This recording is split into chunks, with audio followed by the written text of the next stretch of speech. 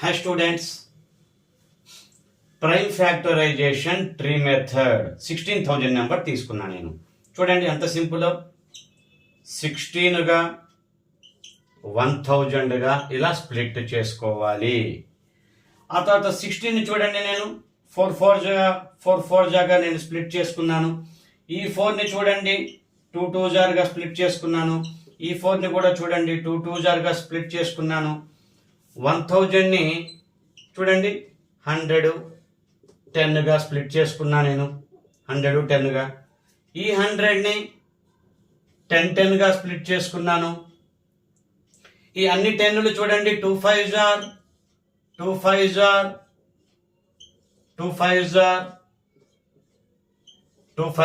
Split చేసుకున్నాను. Very simple students.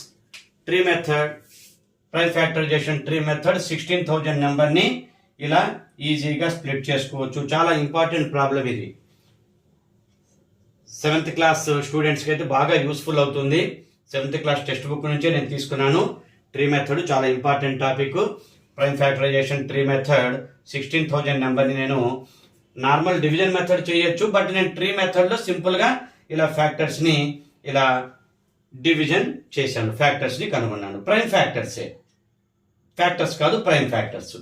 ఇక్కడ మనం ఇప్పుడు కౌంట్ వేసుకోవచ్చు. ఈ ప్రోడక్ట్ ఆఫ్ ప్రైమ్ ఫ్యాక్టర్స్ అన్నప్పుడు మనం ఏం చేయాలి? 1 2 3 4 5 6 7 ఉన్నాయి.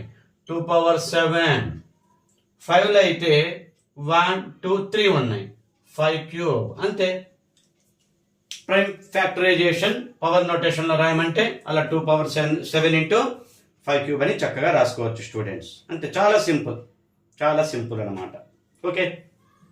నా యొక్క ఈ మ్యాథమెటిక్స్ క్లాస్ నచ్చినట్టయితే స్టూడెంట్స్ లైక్ చేయండి, షేర్ చేయండి, సబ్స్క్రైబ్ చేసుకోండి స్టూడెంట్స్. నా యొక్క మ్యాథమెటిక్స్ ఛానల్ని ఎక్కువ మందికి యూజ్ అవుతుంది. షేర్ చేయండి స్టూడెంట్స్.